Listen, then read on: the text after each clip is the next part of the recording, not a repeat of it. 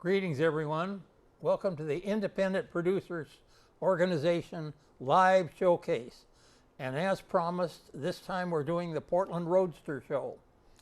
And we're looking forward to really seeing a lot of people that will see what we're doing here and make it out there in the middle of March. Just figure the middle of March. We've got this, and we'll show this just a little bit later. And I'm Richard Carpenter, producer, and this is Mike Edel, president of the Multnomah Hot Rod Council.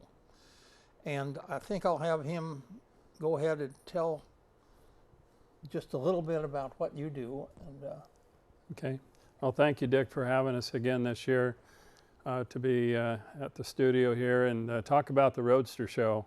The Roadster Show is one of our favorite subjects that we love. We love cars. And there's just a lot of components about the Roadster Show I think that will touch just about everyone. This year's Roadster Show is our 60th anniversary. It's hard to believe, but it's been going on for 60 full years, since 1956. wow. And this is a very special year for the show to celebrate 60 years of showing cars, and for all the car people to have a place to show cars in the Portland area. Back in 1956, when it started, it was basically started by an individual named D. Westcott, who you probably know became the mayor of Damascus, and also Terry Shrunk, who was former mayor of Portland. Oh. And there was also some local city officials involved. But back in 1956, when the Multnomah Hot Rod Council started and the Portland Roadster Show, was to get the kids kind of off of the street from drag racing and give them something, a place where they could show their cars and interact with car clubs.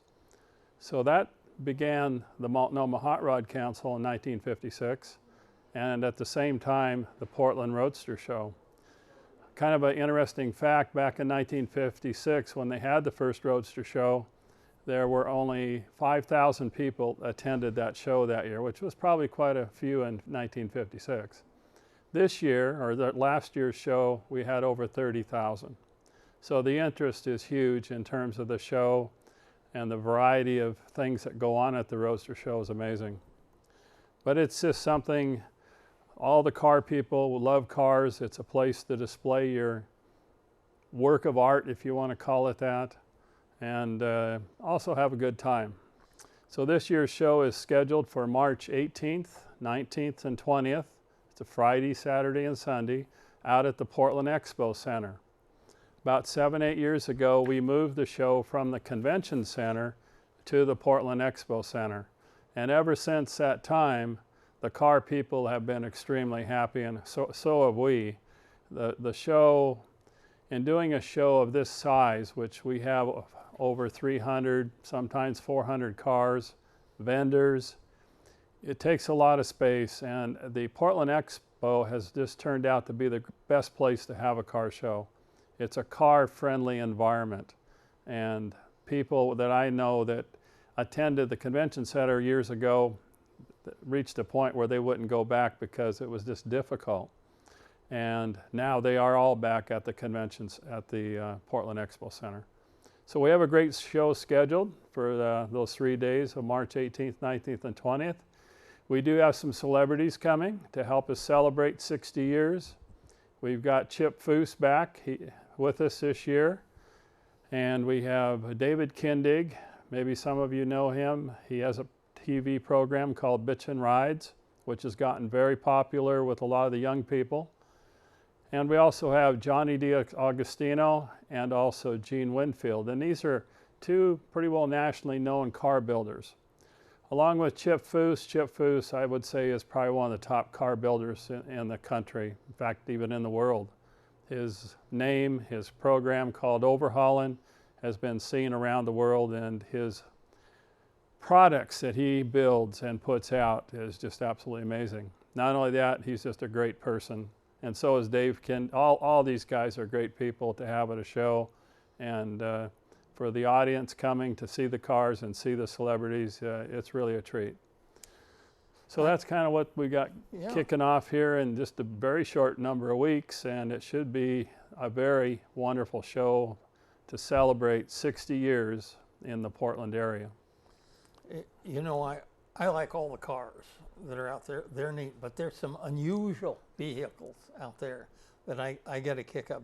They even had one of those thing. It was like a traveling, the old style wagon that the horse doctor used to travel around in. It looked like a house on wheels. There's, You open the back door. And I always got a big kick out of that. There goes back to late 1930s. Of course, all the cars do. A lot of the cars do anyway. right. But there's a couple of said Homeyers cleaners, and these are the same cars that they used to deliver the cleaning back in the late 1930s, and it still says that on the back of the car. And I don't know if that'll be in the show this year, but I don't know if that one will be there, Dick, but there are a lot of folks who are going back and restoring a lot of the old delivery panels and those kind of things that were used a long time ago in the 30s, 40s, and 50s. It's something probably meant special to them, or maybe their dad drove one of those cars back in the days, and the kids took and restored it and brought it to the show. We've had a lot of unusual cars come through the show, and actually, if you're any kind of a car person, from old to new, you'll find something there at this Roadster show to really look at, because we cover the whole gamut of cars. It's just absolutely amazing. Yeah, that's right. I know I'm looking forward to it because so many different vehicles from that time. And a person go out there and look at them and say, I had a car like that. Right. Or my friend had one like this.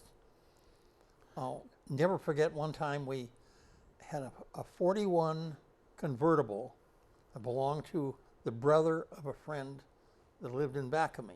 Right. And we ended up pushing that down the steep hill it was Northeast 21st and Alameda.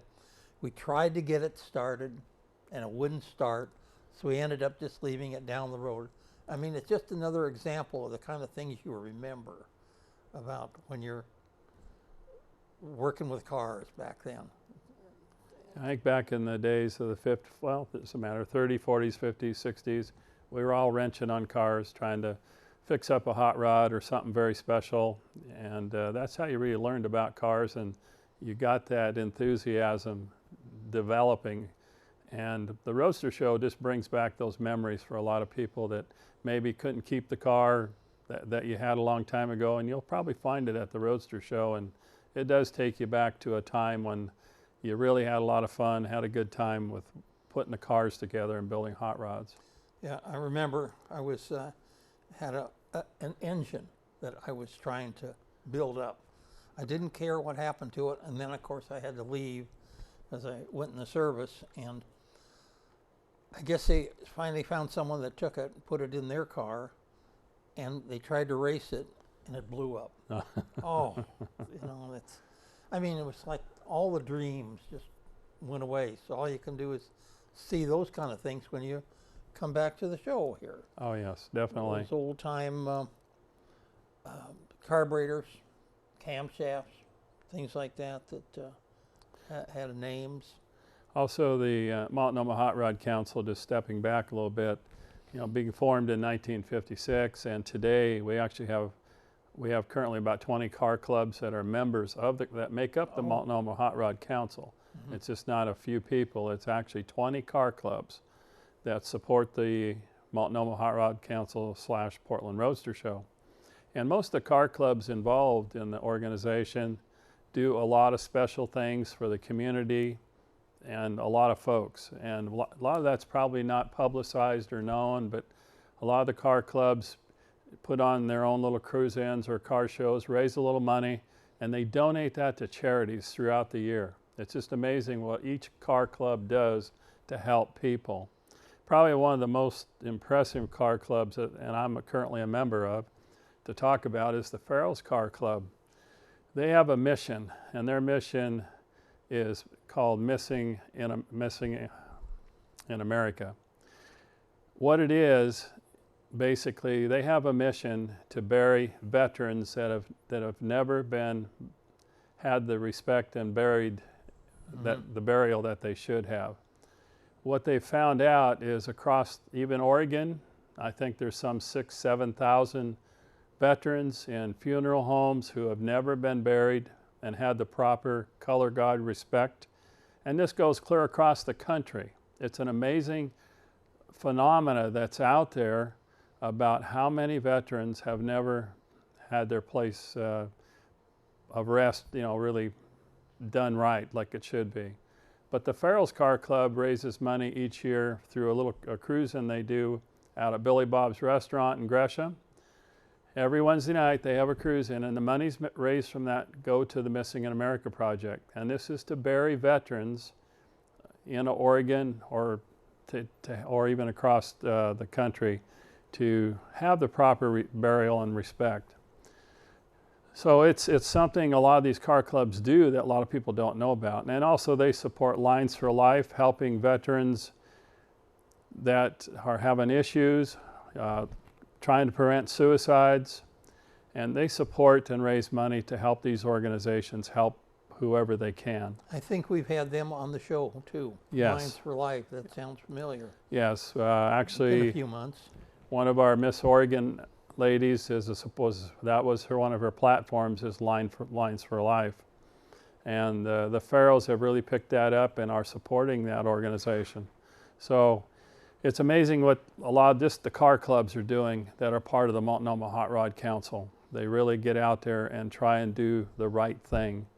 And I'm pretty proud of all the car clubs that are in the council that help people, help veterans. Wherever we can, we try and do the very best that we can. One of the other things that we got involved in about 10 years ago, we are a sponsor of the Miss Oregon organization. And we've had Miss Oregons at the Portland Roadster Show since 2006. So last 10 years, we've been a supporter of that organization, and it's a phenomenal organization that we're proud to be a sponsor of. These young ladies who are Miss Oregon, it's not about all beauty. It's really about every one of these girls having a platform. They're out there promoting a charity or helping Lines for Life or cancer. You can name it, but each one of these ladies has a platform that they work on for 1 year. It's a full-time job. They go out and do appearances, like in Oregon. The current Miss Oregon does about 350 to 400 appearances throughout the year at different events. And like I said, we're pretty proud to be a sponsor of the Miss Oregon organization. And this year, our current Miss Oregon is Allie Wallace from Portland. And unfortunately, she couldn't be here tonight, as we normally would have her here, but she is in Japan with a trade mission for Oregon, trying to gain business activities for the state of Oregon. And actually, the Miss Oregon program has been designated, or the young ladies and the program are designated by the Oregon legislature as the hostess to the state of Oregon. That's the formal title that they have, which is kind of cool.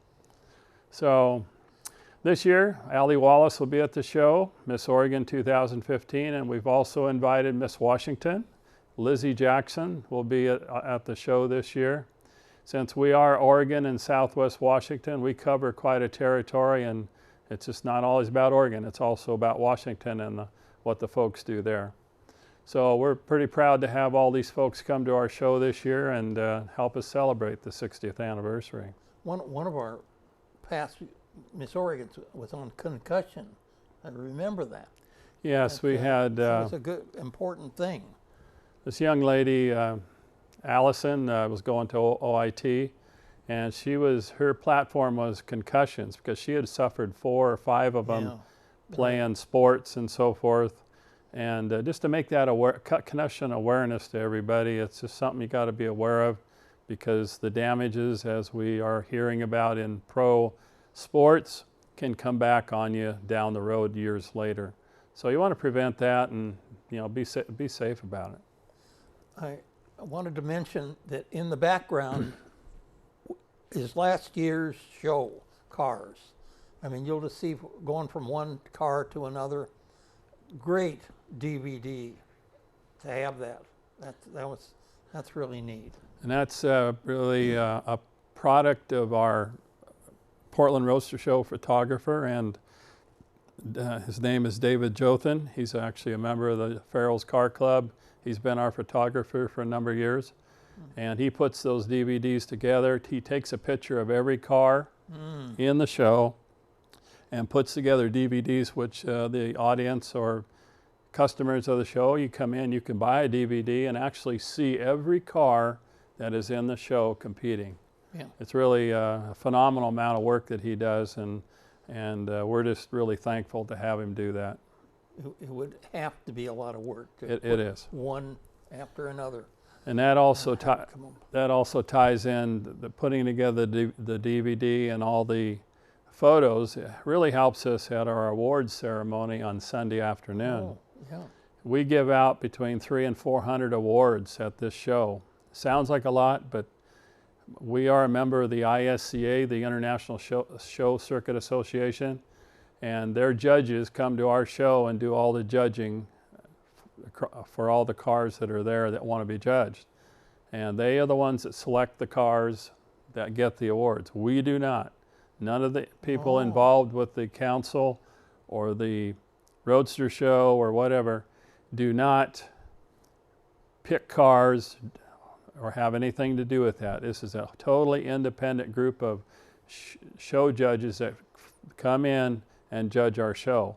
They also judge other shows around the United States. So they're very professional and they know what they're doing and looking at cars. So it's totally independent. Yeah. You can't say that we don't have any influence, and we don't want that. Yeah, that's the right way. Yes. Right way to have it. I was going to comment about your the different clubs you have in the Multnomah Hot Rod. Is that kind of a geographical thing where someone's over in North Portland, they'll go to the one out there? No, not necessarily. Maybe the car they like. It depends on the car club, the people. A lot of the car clubs have different cars that they associate with. For example, the Northwest Corvette Association, Corvettes. There's a Viper Club. There are a lot of hot rod clubs who have a mix of cars. I mean, it could be a hot rod, 55 Chevys. It's just a grouping, or different clubs have different missions, like the Farrells and their mission. So I think people join the clubs based on people that they like to associate with, the type of car, and maybe the mission of the club and what they're about. You know, whenever I see an old rusty car, a Model T or whatever, I always wonder how do they get new metal and new material to replace in that vehicle? Are there places in the United States that go out of their way to get this kind of thing Yes, from there motors? are a number of businesses that actually produce parts for the different models of the cars. Probably one of our local producers is Chevs of the 40s in Vancouver.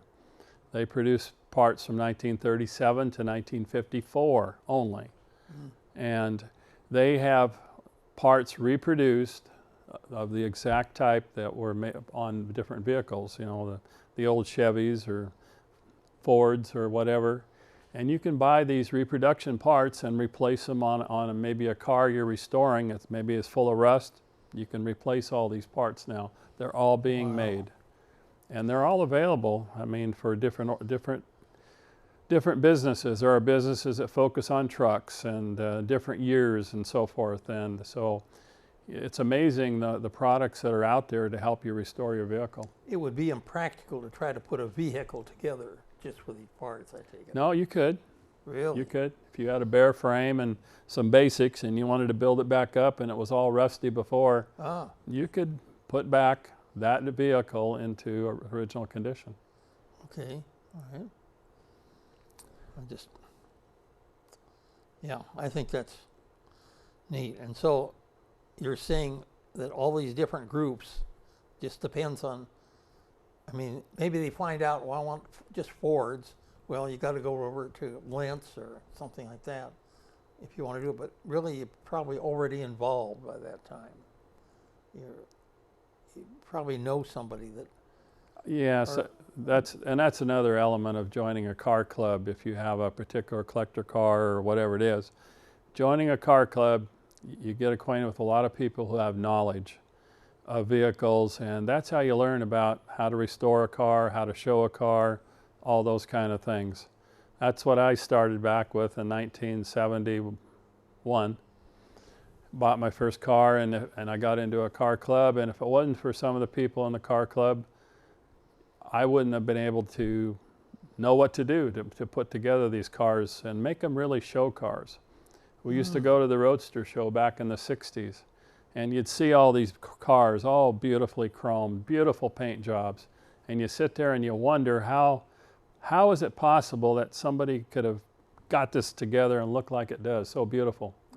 Okay. Well, when you actually kind of do it yourself and you get acquainted with people that have the knowledge of what to do, how to do it, where to get the parts, all those kind of things, it's kind of a ongoing challenge to keep building a car, and once you learn how to do it, you can do it. Well, yeah. Certainly. Well, my point was that some of that material could be so old and damaged that you got to get, well, like you say, but that just for a limited Chevrolet time frame, right? It's not Ford. I suppose you want Fords.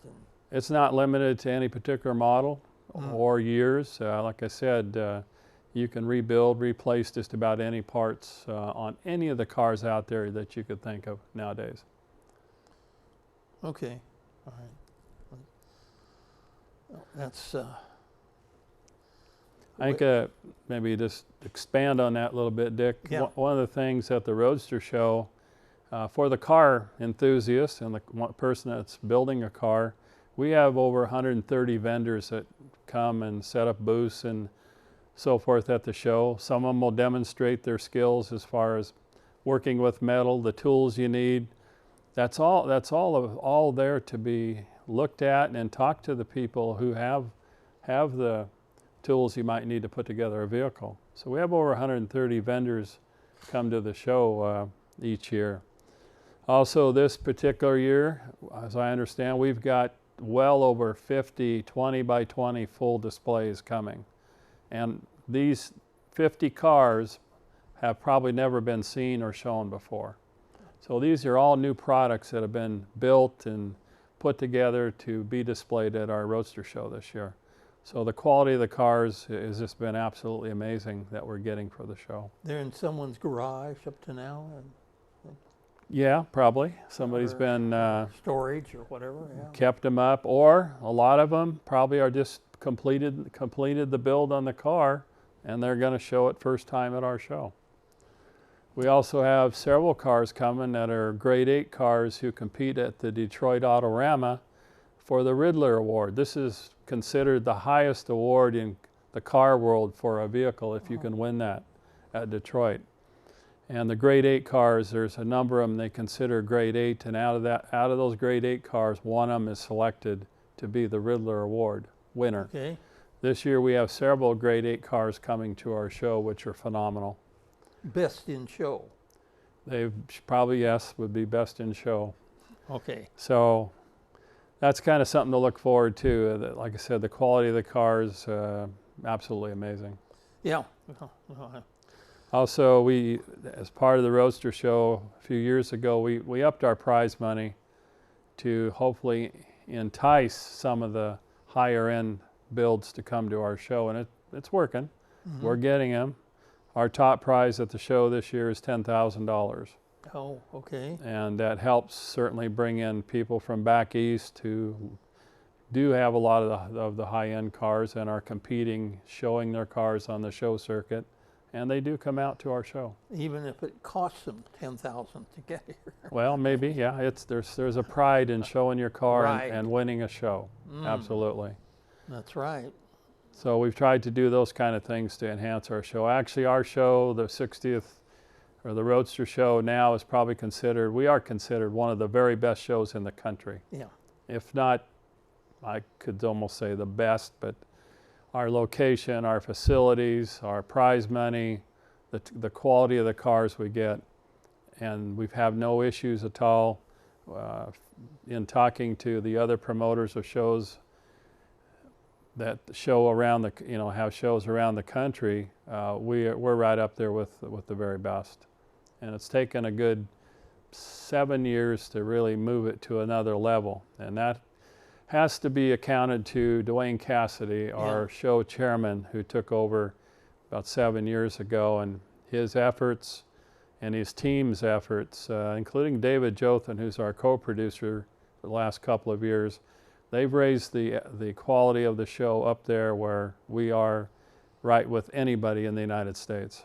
I remember him saying that it's like he got up in the middle of the night and worked 10 hours before he even realized that he had been working that long, trying to just organize the whole show. Dwayne works every day. Dwayne and both David, they're out there promoting the show, whatever they can do. It's a full year job, actually, that they do this. And it's all volunteer.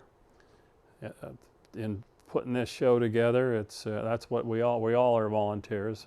Because also a couple years ago we changed our status. We are now a 501c3. We're a fully non-profit organization.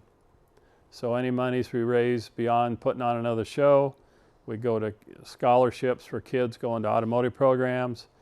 We donate money to the Children's Randall's Hospital, to various charities. And it's not about money. We don't keep the money. It's about putting it out there to help people. And that's what we're about. But also primarily also to have one of the very best shows in the country that car people can come and show their car. Speaking of that, as I recall, you go down to Las Vegas to that. I always thought that was interesting. When you go down there, there's a car show that you have to be in the business. Yes. Every come in. Every year, in the first week in November, every year we go down to the SEMA show, which is actually the largest automotive product show in the world. And it's amazing. They have hundreds of thousands of people attend that show every year. And people that have new products or displaying products for automobiles, parts, whatever, tires, wheels, anything you can imagine, they have a booth at this show to display their product, and hopefully a business or a company would want to come in and buy their product. But it's only for businesses. It is not open to the general public. Right. You have to be associated with a business or organization involved in the automotive product world. So we go down there, and our purpose is to talk to the vendors, celebrities, and gain sponsors. And we've done very well the last few years. We've had Summit Racing come out. We've had GM Performance come out to our show with their full display of cars. Ford Performance. And so that's where you have to go there to talk to the companies that would have an interest in coming to your show, and you meet the people that can make a decision to come to the Portland Roadster Show. And we go there every year and are very successful, and we were very successful this year, and a lot of these companies will be at our show this year as part of our vendors. Okay. Again, I hope people are benefiting from seeing the cars on the back of us on the screen here. Yeah, those cars are from last year's show playing, which are all cars that were in the show. And like I said, it just gives you a sample of what type of cars that are shown there.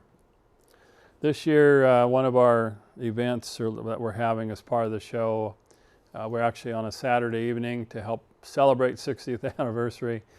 We're having Johnny Limbo and the Lugnuts, who are really a famous local band, oldies band, will be there Saturday night from 7 to 10.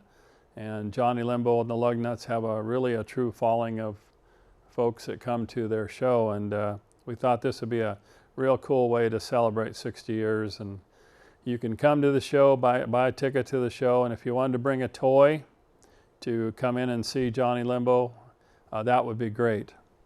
Actually, the toys are tied to a toy run that the Multnomah Hot Rod Council is doing each year. The second Saturday of December, we do a car run to the Randall's Children's Hospital up here on Vancouver. And what we do is gather up toys for all the kids that are in the hospital or will be going to the hospital throughout the year. And in talking to their director, Sally, it's amazing. The Randall's Children's Hospital touches 60,000 kids a year right here in Portland. Gee. And that is just unbelievable to us. So all the car people, our clubs, we all gather together and we go out and put out boxes to get donations for toys. All the car people, all the car clubs are gathering up toys. And this last December, we all met out at Portland Meadows. We cruised up to the hospital and everybody brought their bags of toys for the kids to put around the Christmas tree. Probably over 10,000 toys was donated to the Randall's Children's Hospital, and it's a big thing when a kid comes in there and he's fighting cancer, and to give him a toy it's just a big thing, and that's one of the things we do, and all of our car club people do, and other car clubs even who aren't members of our organization come and join us to bring toys to the Randall's Children's Hospital. It's a great thing they do. Cancer and a lot of other illnesses are just too prevalent today, and when you see a poor kid that's sick, it just makes you cry. It's funny, I'm glad you talked about that, because they're bikers. They congregate at TriMet, the parking lot, and then they make a similar thing with toys, a run up to the Children's Hospital on the hill. Up to OSHU. Right. Yes. There's a particular name for the Children's Hospital, I think, but I'm not sure. But Dornbecker's? Yeah, Dornbecker Children's Hospital. Dornbecker's Hospital for kids. Yes, they actually the Saturday before we do ours, they all the motorcycle clubs and individuals get together and they cruise up to the Dornbreckers and take toys up there to the kids, which is a great thing. It doesn't matter who you are, what club you are. If you can donate some toys and help a kid have a better day, that's a good thing. Yeah, well, that's right. See, I was going to ask about some of the other aspects. I still became aware of how, shall we say, subdued the sounds from cars became at a certain point in time. I don't know if it was 60s or 70s, but it seems like everything quieted down because they used to have Smitty mufflers and things like that. Probably back in the 40s, the 50s, 60s, and even the 70s to a certain extent. Cars were, I would say, probably had louder exhaust, made a lot more noise. But when they implemented DEQ in 1974 in Oregon, that kind of put a clamp on the noise issue. Actually, if you look at a lot of the modern cars now, they do put aftermarket exhaust on them, but they just kind of have a real soft rumble to them. They don't have that loud exhaust noise that you were kind of used to back in the 50s and 60s. It never occurred to me DEQ was involved in any way. Yep, that's kind of what happened in 74. We weren't totally in favor of it as car drivers or hot rodders. We weren't in favor of it, but it's how things have evolved, and technology has really taken over on the car world. Today, you can have a car with 500, 600, 700 horsepower and hardly know it's running. Oh, okay. But so the whole technology has changed quite a bit, but we still have a few people that like to hear the noise, and at some of the events you can probably hear at a cruise-in, you can hear them, but you can't at our show because these are all stationary cars. They're only there to look at. You had a couple of cruise-in locations that Ye- you. Yes, probably one. Also, this last year, the Multnomah Hot Rod Council, we were a sponsor of the Beaches Cruise In at Portland International Raceway. Oh yeah. Okay. Every Wednesday, starting the first week of June to the last week of September, they put on a cruise in every Wednesday. Goes from 3 to whenever you want to leave, down at Delta Park. And Beaches started this about 20 years ago, and the goal was to raise a little bit of money to donate to charities. Well, this past year, actually in December, they have reached the goal. They raised $2 million up to, for the last 20 years, up to last December. Mm-hmm. And each year they donate $250,000 to a lot of various charities. Okay. They have a board that selects charities each year. It's distributed wide to help different charities, and it's mostly in the local Portland, Southwest Washington area.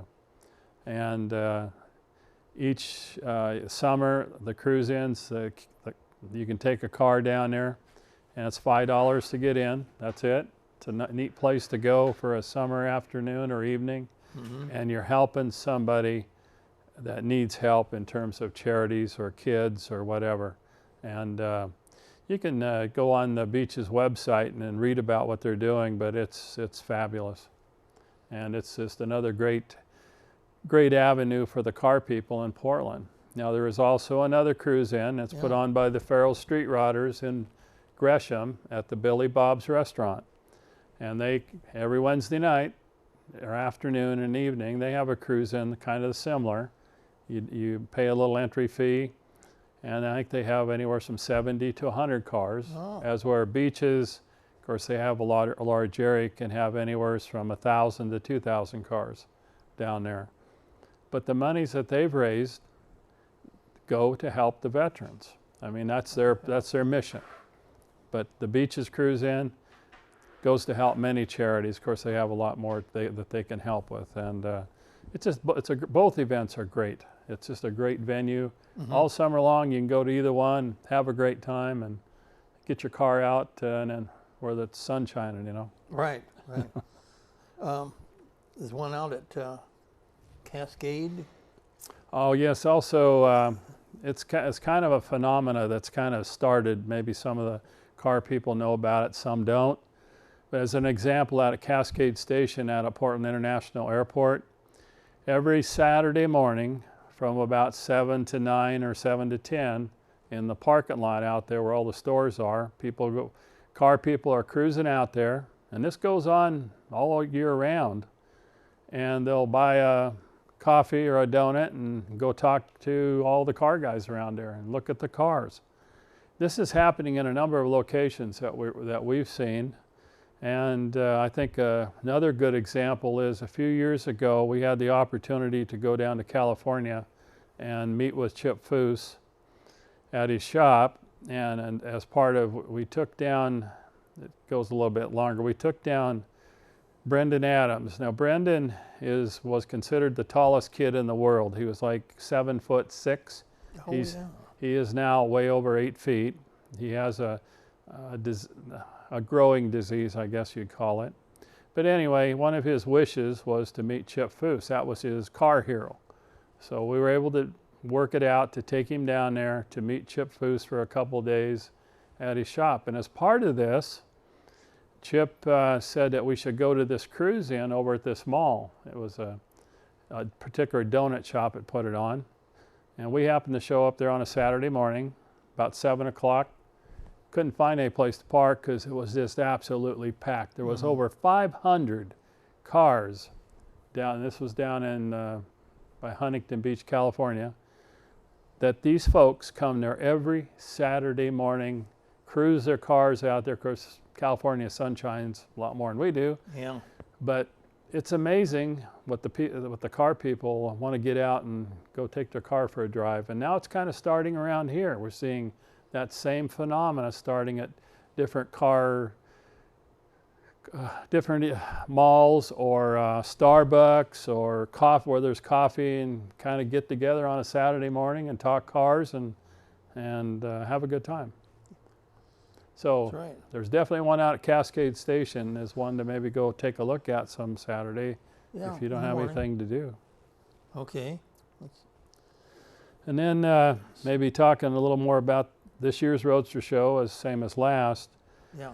We also do a lot for kids. Now, part of our show, we have a high school challenge. And there's approximately about 30 high schools from each of their automotive shops. A student will enter a car to compete in our high school challenge for trophies. And also we have some top awards of money and tool chests and those kind of things, you know. Okay. So every year about 30 cars come in, and they have their own area in the show, and they're judged. And it's a way to promote the car hobby, having kids get interested. And when you come into a Roadster Show, you know, as a student, and you see all these cars, and you get a chance, you can talk to all these car people, and it gives you good ideas on how and maybe what to do with your car for your next build or whatever you're doing. But it's a way the kids learn. Mm-hmm. And we support that 110% across the board.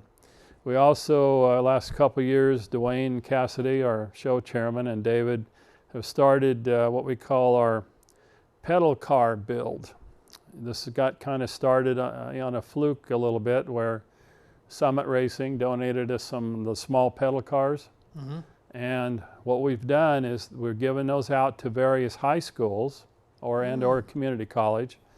And the students that are in the automotive program who maybe don't own a car or don't have a car that, you know, they could show at the high school challenge or Roadster Show, they take these pedal cars and they put together a design team.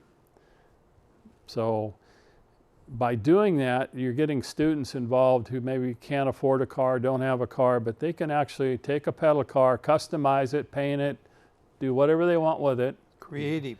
The only rule that we have is it's got a pedal when it comes back, but they bring it back to the Roadster Show.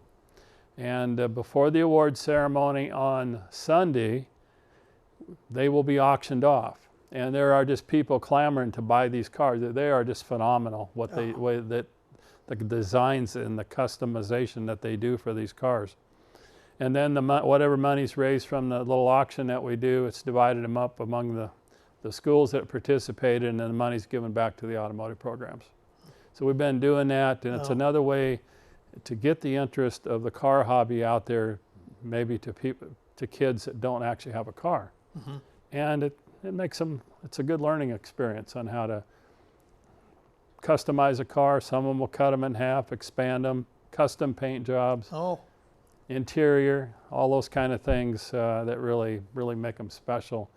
But ultimately, the monies go back to help Are these cars that are about this long? They're about 4 feet, 5 feet long. Okay. Just like it's a pedal car like you had when you were a kid in the 50s or 60s. Tractor. Well, okay, it could be a tractor too, but they pedaled, you know. So these were a lot of fun, and they bring back a lot of memories for people, and they are really collectible these days, the pedal cars. It's amazing. Okay. So those will be available for auction and on display at the Roadster Show during the show. We also do one other thing that we've gotten involved in, which I think is really special. And again, credit goes back to Dwayne and David Jothan. We've actually started buying wagons. Oh. And these are just the little toy wagons with the little wood sideboards on them and so forth. And Dwayne got a hold of some of those a few years ago. And what happened was we had one of our paint companies. They actually painted up the wagon, and they did some pinstriping and made it really nice. And they give it to one of the kids at Randall's Children's Hospital who had cancer. And I think, although the young man passed away about a year later, but this kind of kicked it off, where we get donations from the car clubs, individuals. We buy these little wagons, and they're given out to various car shops in the local area that will take and paint them and just make them all beautiful. Okay. They bring them back to the Roadster Show. I think this year we'll have about 24. And the Cancer Society brings in about 24 young kids, and they can pick out a wagon to take home. Oh, okay. It's something special that we like. We just love to do it, and you know, again, for a young kid that's suffering from cancer or illness, this just makes their day. And those are kind of little things that we do at the show that makes it very special. Obviously, there's other things that kids are in those hospitals for besides. Oh yes, yeah, it's amazing. When leukemia, or yes, anything you can think of. But yeah, when Sally was telling us at the toy run, you know, that they touch 60,000 kids here in Portland, it's just unbelievable to me, but they do. It's just amazing. So wherever you can help out, that's a good thing. that's right. Oh, wow! We sure run the gamut today. That's great. Well, you got to do what we can do. All of us. There's so many people that, and there's so many car people out there that you'll see it that will donate prize money and that kind of thing to support our event also, that are given out to the kids and so forth. There's something else that kids do in the back there. They put together they get models. We used to have a model contest where kids could come in or bring a small scale model, show it, and also I think on Saturday, if I recall, they would get these models that you can snap and put together. Kids would come in and do that. Okay. But we're not doing that this year. We're kind of delayed on that. That's something we're going to look at next year, but we don't have that. Hard to do everything on 60th. We don't have that event this particular year. So we do have we're going to have 2 souvenir booths at the show. We're going to have 2 entries from Hall E and Hall D. And we have a lot of great souvenirs of the show. And one of the things that we're doing right now is this is our Portland Roadster Show program from last year. Right. And actually, we are the only organization in the United States that I could actually say that puts together a classy program. We've never seen another to match it. And it's about 82 pages, has cars listed in there, vendors, and so forth. And you can advertise in this program. If there's anybody out there, if you want to put a business card or an ad about your business in this program, you can do it. And all you have to do is go to portlandroadstershow.com, and the information is there to go ahead and advertise in our program. It's really inexpensive. And we're not about really making money on the program. It's about getting it out there, advertising the show, and so forth. And also what we've been doing the last few years, since we're a sponsor of the Miss Oregon organization, we have the local Miss Oregon title holder come in and sell the programs for us. These are young ladies who eventually or have competed for Miss Oregon, like Miss Portland, Miss Cascade, Miss Washington, all different titles. They come in and help sell the programs for us. They're wearing their sash and maybe have a crown on, and it's kind of classy, and all the car people out there need to buy one this year, because this will be a collector's edition for the programs this year. Okay. It'll be very special. Yeah. So we're looking forward to doing that. I But think they're all good. yes, All these are good. See, what good paper? yeah, well, Quality paper. that's part of it. Like I said, there's no other indoor roadster show or car organization in the country that has one of this quality. But we're happy to do it. It's just a great PR program for the Roadster Show. Yeah. Definitely. Also, I might mention that if you haven't come to the Roadster Show for a while, but the last few years, not last year, but we had George Barris come into our show the last 3 years prior to this one. And George was 88, 89, but his fame, he's built and customized over 300 movie cars. Oh. And probably the most famous ones that people would recognize are the Batmobile. Right. He has done that. And he also done the Munster coach from the 60s. He's done many other ones. The Green Hornets car, he did that one here from a couple years ago. His legacy in movie cars is just phenomenal. But we've had him at the Roadster Show, and a lot of the car people had a chance to come in and get his autograph and talk to him. Very friendly, nice guy. And a few years ago, we had actually the opportunity when we went to California to go down and see his shop down in Los Angeles. And very amazing, the memorabilia that he has. Anyway, this last November, first week of November, when we were at the SEMA show, George passed away. And he had an illness. He didn't suffer or anything, but it was a great loss to the car world to lose him with such a legacy. And then that's another issue. We have Gene Winfield coming back to the show this year. Now Gene is kind of up in that kind of the age category, but he's a well-known custom builder. Goes back a long ways. And we've been having Gene come to the shows as much as possible. And it's a great opportunity to get an autograph from these guys and see some of their memorabilia, their photos, pictures. You may not have another chance. So that's another reason to come to the show and see some of these great people. You had a lady there one time. I remember she was in a booth over in... Does that ring a bell? Candy Clark. Was it her? From American Graffiti. Okay. Yes, we've had some of the stars of American Graffiti. A couple years ago, we had Cindy Williams come out and Candy Clark. They both were in the American Graffiti movie, and of course Cindy Williams went on to other TV shows. Became pretty famous, but two great people. And the movie American Graffiti is kind of a icon with the car people. It really is. Every time I see it, I'll watch it again and again.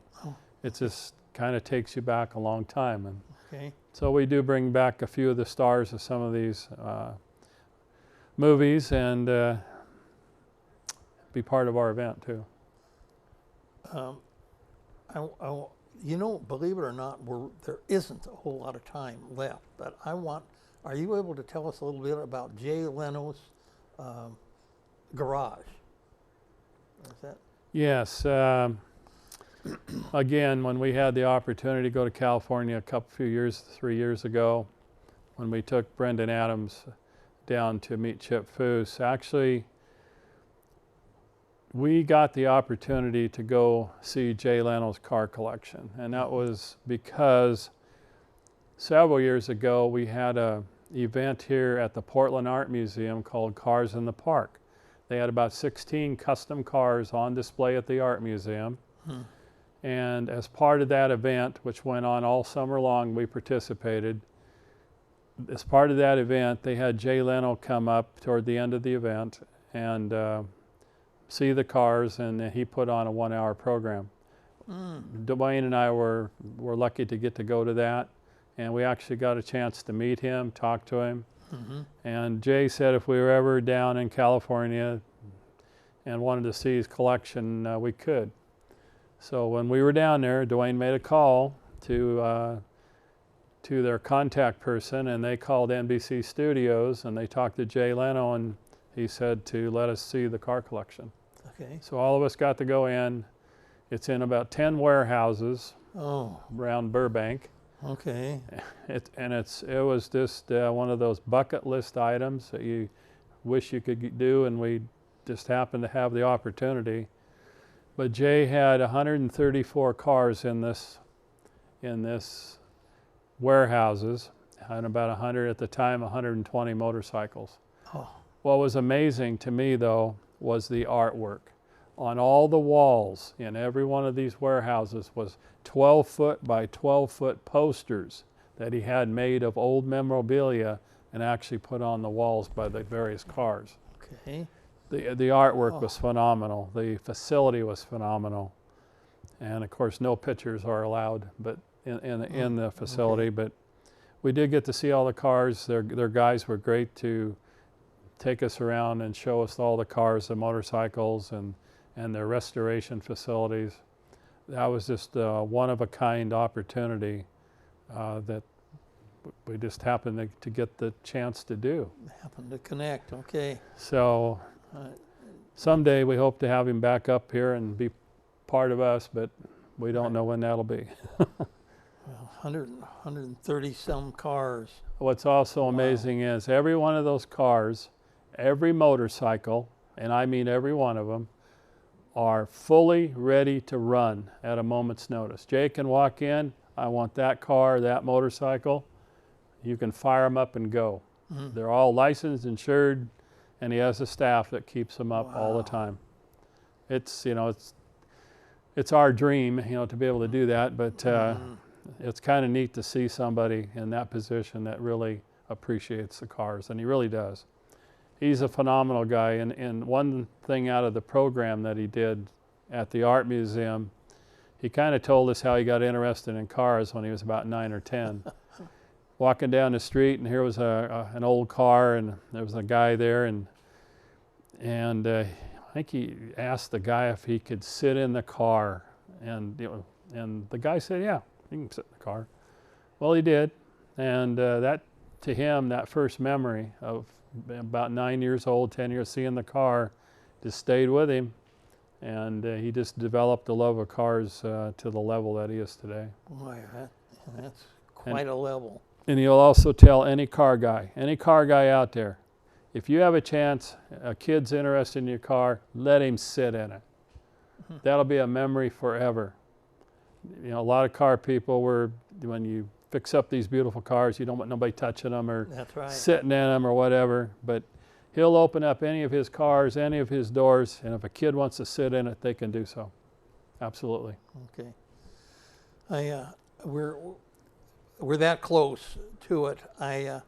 We should go over just a bit Yes. what we're talking about here. Portland Roadster Show, 60th anniversary. Can you believe it? March 18th to 20th.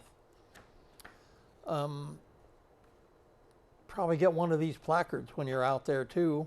It's There's also discount coupons available to the Okay. show at Napa Auto Parts, Sunset Division. Les Schwab is one of our top sponsors also, and also Weston Kia.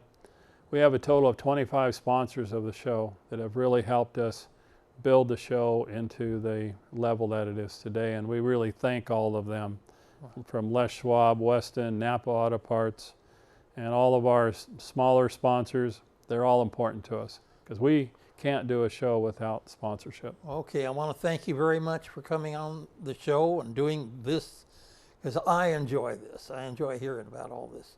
If But you- we're about ready to go to a break now, Okay. and we'll have another half of the show in about 5 minutes or so. But thank you very much for watching. Thanks for having us, Dick. Yeah. Appreciate it. Right. There. Okay, that's just what we want.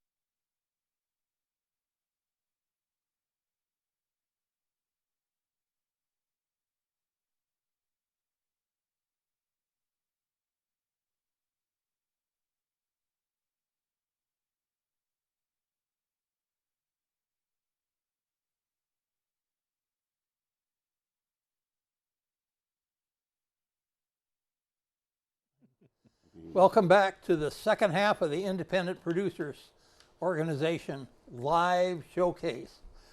And this time we're going to do, I'm Richard Carpenter, producer, and I'm going to turn it over to Bruce Broussard, who will in turn introduce his guest. Right. Okay. Right. And a producer too, right? Absolutely. Yeah, I I'm a want you to producer. do stuff And I want you to that know help that me. I want you to know that Richard does a real fabulous job. We've been knowing one another for years. In fact, Yeah, we, that's we're right. part of that original group, so to speak, right? Not That's too many right. of us left. Seriously. That's right. Not too many of us left. That And Bob so- Hedlund Yeah, was- remember was- Bob? Oh boy, got what a me guy. into it. Really miss Bob. You know what I'm saying? That's right. It's fantastic. Now we got Jim. Jim is still running around. You know, he's doing He's his thing. still around. You He's know what I'm saying? trying to back away from it, I guess. Exactly. How often do we meet now? How often do you guys meet now? Just a second. This is it. The meeting. Second Wednesday of Second each Wednesday month. of each month. That's So it. this is the piece right here now. This is I it. got to get together with you guys because we're going to have a candidates fair, and I want to make sure we work together on this. Oh, piece. okay. That's That'd what be a I'm. fun deal. That's what I'm Okay. figuring on. Okay, candidates fair, the 20th of this month, for that matter. Oh, We'll- okay. We'll all kind of discuss it and kind of get a sense of how to put that piece together. It's going to be on a Saturday, on the 20th. Okay. Okay, and we're going to have 3 hours to do some pieces. I've got some. Is some it things together. here? Yeah, it's here. Oh, in the okay. big audience. So just all All of us right. get together. So maybe after the deal, we'll chat about it a little bit more. Okay. Okay, well, thank you Well, very much. everybody's- You see, we're business, right? We're having a meeting, right, to a certain That's degree. right. And, Well, you and we just talked happen to have about- a show just to give us some idea of what the impact that we normally brings to the table here at Portland Cable Media, right? Okay. Very, very important. It is the people. It's the people's show, and too often they're not given any consideration, and that's why it's so important for us to continue doing what we're doing here in this marketplace. And in fact, cable access is throughout the state of Oregon. You know, I mean, reaching the That's right. people across the board, and it's very, very, very, very important. So with that, we're going to give you sort of a sampling of some of the things that we do. Rich is going to be here with me, and vice versa, and we're going to give you some idea of a sampling of the impact of what we're doing. As you know, we're right in the midst of politics and political, and well, we got to pick up our leaders. You know, it is a government of the people, by the people, and for the people. And so we've got to select representatives that will represent us, i.e., at the table. We have local elections, i.e., to represent us from a local standpoint, because the masses don't all basically serve at the same time. We elect someone to do that for us. And so it's very, very important to vet these folks to make sure we got the kind of representation that we want. And this is going to be a good example of the show that shows you that we got a problem. We got to get it back down to grassroots like it was at one point in time. A government of the people, by the people, and for the people. And I've got an excellent choice here with us tonight. His name is Bruce Cuff. He happens to be a candidate for Oregon governor. In fact, he's really a nonpartisan. And it has to be nonpartisan. Once you get elected, you got to represent all the people. That's right. And I was looking for the right guy. What party? Yeah, he happens to be the Republican Party. Okay. Okay. But That's all due right. He respect, would be. yeah. But but like I said, he's a really nonpartisan. Once they get elected, it's a government of the people, by the people, representing all the people. That's right. And so it's important to know, and that's what I did with I vetted him in particular. There are a number of other folks that are running for office, but we're going to use one, and then in the candidates fair you'll probably see more. But we got Bruce in there. Welcome aboard, yeah. Well, Bruce. welcome. Glad to be here. We represent the Republicans. Yes, right. I always wonder who represents the independents. The independent, we do that too. That's the whole idea. we got the whole deal. All right. Okay. Well, what we're going to do is that again, Bruce is running for governor. He's got a number of issues that he tends to be representing himself. But the unique thing about this particular discussion with Bruce, because he's going to be back on again, is that there's an issue that's involved within our state right now that is in discussion, major discussion. And from this area, i.e. Multnomah County, the Tri-County area, we're not as familiar with the issue that's outside of this particular area. And I'm talking about Harney County and BLM. You're going to get a better a definition of that from Bruce. But I thought it was interesting. I've been sort of following it on Facebook and trying to share that with the public through me and whatever, and through my most gracious person in terms of Kay Durchie. Kay's been working with me for some time, and the bottom line is that so we've been doing that. But I figured this would be a good time now to bring someone to the table, because as you know, there was an alert just recently about the fact that the FBI basically has surrounded this wildlife area, this particular building. I guess there's some folks are in it and whatever. Anyway, rather than getting into that, Bruce, welcome aboard. Thank you very much. Why don't you just give us just a little brief background of who you are, Bruce, where you live, you know what I mean, a little background, and why did you get into this piece of running for office? Well, my dad was a barber in the Brooks area, Brooks Hayesville area, for about 43 years. And I, sitting in that barber shop, I'd listen to the farmers and the business people that were there come in with just some common sense solutions on how to actually fix state government. When things were wrong or things weren't working the way that they should have, these guys would come in there and, you know, the conversation went something like this. Roy, my dad's name is Roy. Roy, you know what they need to do is this. And then one of the other guys would say, hey, that's a good idea, but you could tweak it a little bit like this. And so they'd have this discussion back and forth, and by the time they got done, they really had a policy they could have implemented. So you know, but they'd always throw up their hands and they go, well, we're just farmers. Who's gonna you know, listen to us? So I used to say to my dad, Dad, you should run for public office because you have a brain trust here of all these folks that, you know, that you could actually tap into to get some common sense solutions for what Oregon's done. 2 years ago, I ran for governor, and I spent my time in rural Oregon, going all the way from, you know, Madras, Prineville, all the way through to Ontario, visiting barbershops and beauty salons and leaving my information and asking them to help me and asking them if they'd be willing to be part of a group of businesses where they could, I could develop it statewide that each representative and senator could call them up and say, maybe they got 20 barbershops in their district, and just say, hey, here's an issue that is going to affect you. Legislation. But you said beauty shops too. Beauty shops, Okay, barbers. so I mean, that's where the I went to action the is. gun stores, the beauty shops, the barber shops. You know, men don't gossip in barbershops, right? Wrong. I mean, it's not just limited to the ladies. I mean, the two things you're not supposed to talk about in public: religion and politics. Right. You talk about that in the barbershop. Well, we You got talk your about barbershop that. piece. Now, where do So- we go from here? Now, Well, you live where? Where do you live? I live in a little town called Mahama, about Mahama. 25 miles east of Salem. I was born in the Brooks area, so Okay. I've always lived in a farming community. So I understand a little bit about, you know, what's going on in rural Oregon, because I've worked in farming communities all my life. My grandfather worked in the onion business all his life and whatnot. So and what do you do now, Bruce? I'm a real estate agent. Been doing okay, that for okay. 15 years, and Okay, so you I know got land stuff. You I know got land. into yep, and you know You know people. we took the oath of office to protect the private property rights, Okay. and one of the private property rights that is under duress right now is the ranchers out in Harney County. Oh, yeah. Okay, Harney County. You know? And where is that located? That's Give us that's a physical well location. the capital.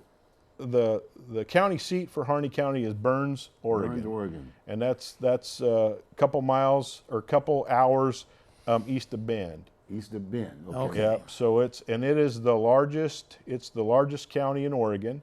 It's got 7,000 people that live there, and there's 2,400 people employed in Harney County, and over 1,000 of them currently work for the government. 300 of them work for the federal government. Okay. On the BLM. So part of the struggle over there is a lot of these ranching families that have been forced out, the jobs that are available. I mean, if you look at Harney County, out of the 2,400 jobs, 1,400 private, 1,000 working for the federal government. The average wage in the private sector is only $25,000 a year. The 300 federal workers are making about $70,000 a year plus benefits, and the people working for the state and county are making $40,000 a year average.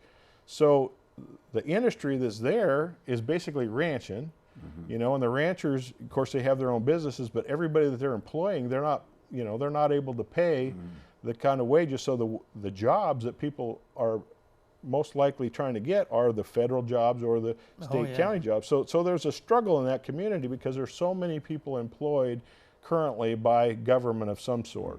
So the Malheur Wildlife Refuge, the reason these guys chose that is the place to occupy is basically it was vacant. But the wildlife refuge. The Wildlife Refuge, Okay. right? Those are Native Americans. That's another thing. We have that, you have that relationship too. The Right. Paiutes. Yeah. Want to share that a little bit? With Yeah, us? they have. Well, Where's the from what Paiutes? I understand is they the Paiute tribe is there in the Burns area, and they have their, I guess They have a reservation they have there. their reservation. They have their Like 800 casino acres there, or something, isn't it? and yeah, they've got a casino there, and but some of their artifacts are there at the wildlife refuge, and some of that land was sacred land That we're talking about. that Yeah. we're talking about, right? Right, And so okay. they were concerned that the folks that had occupied it were, you know, going to desecrate it. And from what I understand, they offered the Paiutes to say, "Come out and look. We're not doing that." Okay. You know, so and these guys have made it clear that they they weren't violent. They were making a protest. They basically, they were armed, you know, they were exercising their Second Amendment rights, but the powers that be there, the sheriff and by calling in the FBI, he escalated it to the point where it just scared the daylights out of the people. You know, these guys are 30 miles or so out of town, you know, in vacant buildings, occupying those. They closed the schools for a week. They barricaded the sheriff's office. They had the FBI at a BLM building at the airport. And, you know, I watched video after video where Amon Bundy came right to town, walked Before we go into right that, up. let's know before we go Okay. in, because see, you know this stuff so Oh, good, yeah. and Right, that's why Richard and I we're going to get this information Okay. out because a lot of folks All are right. familiar. Let's go back to square one, how this thing all Okay. initiated itself to begin with. You got ranchers out there, right? And Right. it's open land and this, that, and the other, right? Yep. Let's start day one. They square had, one. they had, you know, the ranchers out there. They own a lot of them own a certain amount of land, and then they have grazing rights Okay. on the BLM lands that are outside of that. And BLM is becoming more and more restrictive on what they're allowing. Now the Bundys believe, as I've come to understand, that the Constitution of the United States does not give the federal government the right to manage public lands. Oregon is 53% managed. The public lands belong to the state of Oregon, but the 53% of it is controlled and managed by the federal government. You know, and if you, in the articles that they point to in the Constitution, Article 1, Section 8, Paragraph 17, when you read that, that actually gives the federal government the right, it tells them how much land they can own. It basically gives them the 10 square miles for Washington, D.C.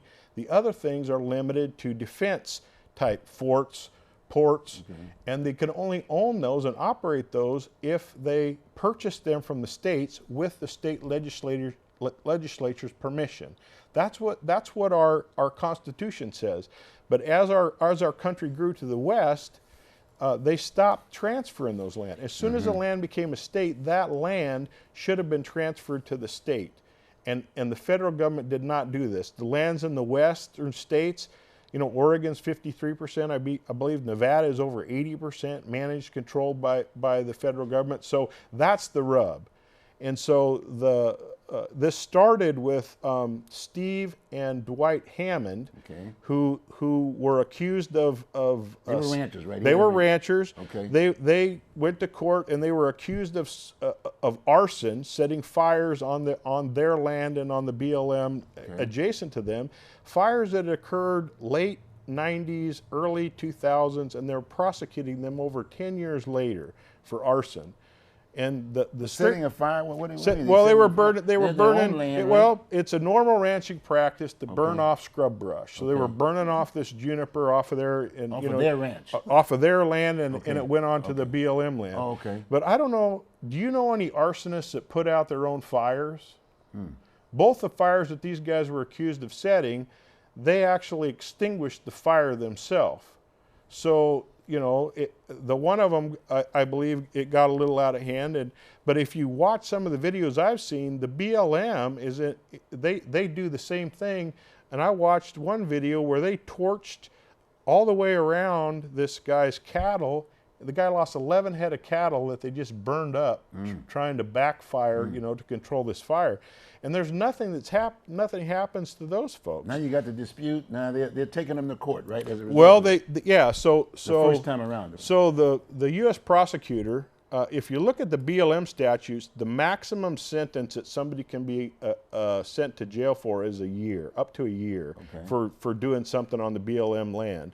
Well, they didn't use that statute because they could only send them to jail for a year. And I believe what they were really after was they wanted these people's ranch to make that part of the refuge, to extend the refuge, because they bought out other ranchers or flooded them out and, you know, purchased them and expanded their reach. But So- initially, though, you said initially they went to court, right? Yep. And then they were found so-called guilty. Well, 1 year and 6 months. They were Both of found. them. They were found guilty. Okay. And the federal prosecutor chose not to use the BLM statute, but rather to use the terrorist statute. Okay. And the terrorist statute has a maximum sentence of death and a minimum sentence of 5 years. Okay. So when the judge actually ruled on it, and they were found guilty of these two fires, and basically they were found guilty because they admitted to actually setting because you know, they were trying to control. One of them was a burn, but the other was actually set to protect their own house and their winter crop, and they distinguished both of those. Well, when the judge got to the sentencing phase, he viewed that 5-year minimum sentence. He called it. It would have been cruel and unusual punishment That was to the judge. send the First judge. The judge said that would be cruel and unusual punishment to send them to jail for 5 years. So he sent Was Steve. that state court or federal court? I believe it is federal court. It was federal court. Okay, yep. right, okay. But he sent Steve to jail for a year, and he sent Dwight to jail for 3 months. Yeah, I And remember that. Steve is in his 40s, early 40s, and Dwight's in his 70s. Okay. Okay, so father son. So and part of the settlement here is they also gave him a civil penalty of $400,000 fine, and this is how transparent to me that it appears that they were after the ranch, is because part of the settlement included a first right of refusal for the BLM to take possession of their ranch if they ever sold it or lost it.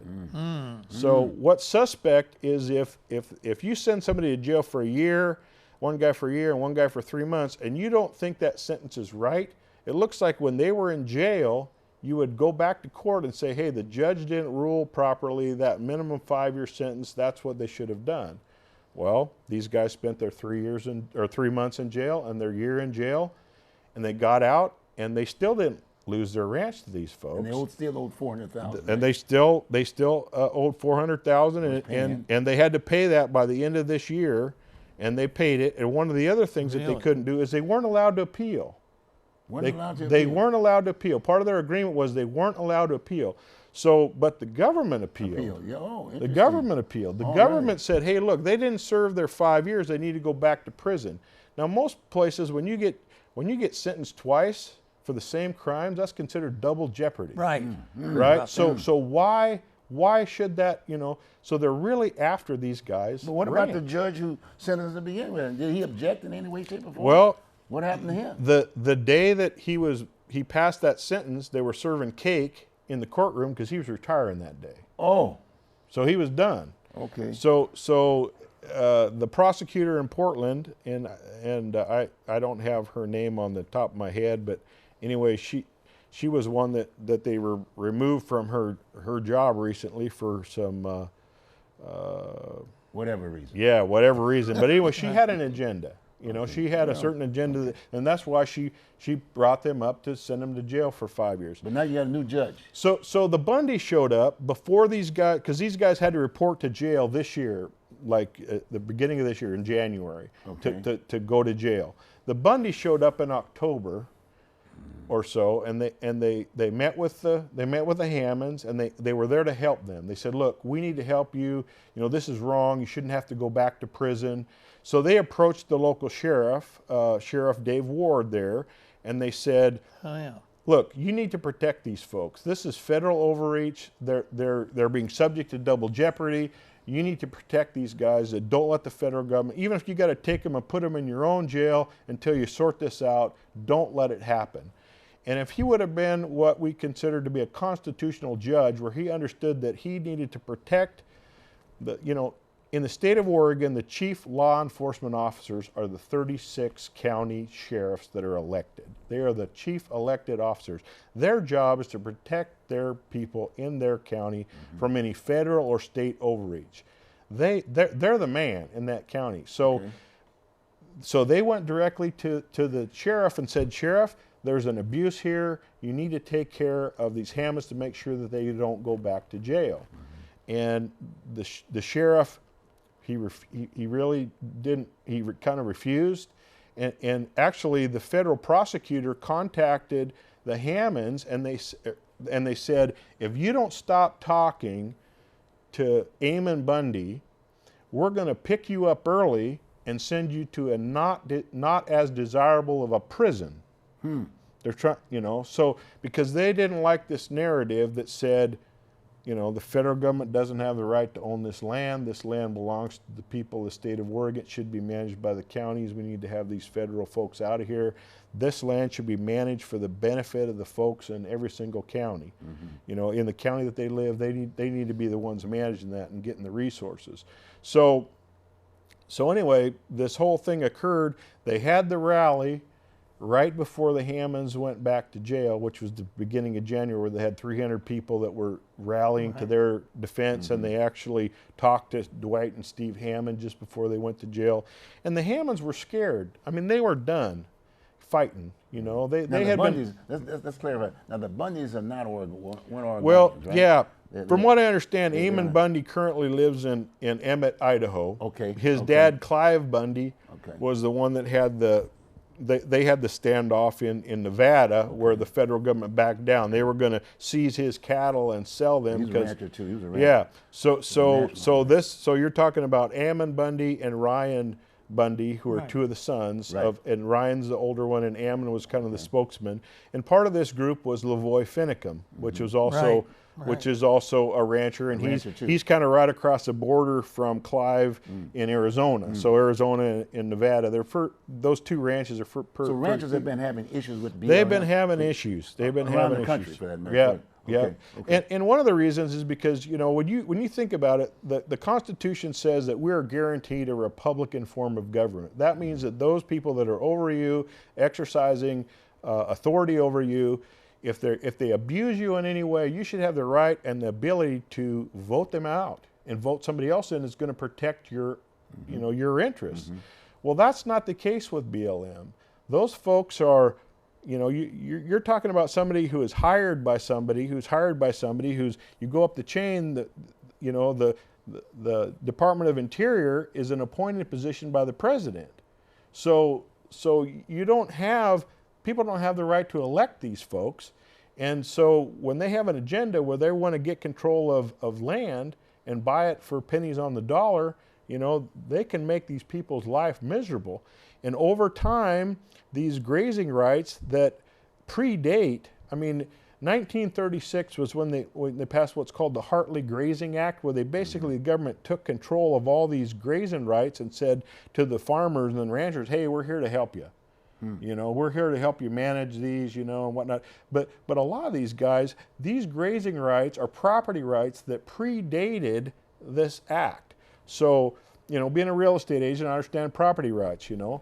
But part of property rights are water rights, rights to water, you know, to access to water, to water your crops. The other thing is these grazing rights. So when you bought a piece of land, if there was public land around yours and you were grazing your cattle every year and you used that, you developed a right by use. So then over time, you know, that was and people were killed for, you know, overstep, you know, water and you know, somebody else comes in and want to graze on your property that you'd already established a right on, you shoot them. I mean, that's, you know, but once those are established, right, as rights, then as they're sold, as that ranch is sold, you're not only selling the property, the actual physical land that the ranch is on, there's also rights on the public lands for grazing and access to water to feed your cattle. So those are all things that go with this. The BLM was restricting the Hammonds, you know, with all the environmental things, you know, the different animals and things that they're trying to protect and different Oh, I see. wildlife. Okay. They start restricting the number of actual cattle they can run on these for certain, you know, used to maybe you run 100 head. Well, now they're saying, well, you can only run 50 this year, and you got to shorten how long you can have them on there. And so all these restrictions are put on them so that all of a sudden they're restricting their grazing rights and they're charging them for those rights and whatnot. So anyway, the Hammonds had a fight over water rights, and with the BLM, they tried to fence them out of their water rights. They tried to, you know, do all kinds of things. Well, the Hammonds took them to court in the 90s, and they won in state court to say the state of Oregon said, no, they have a right to this water. It's a water right that it was been established.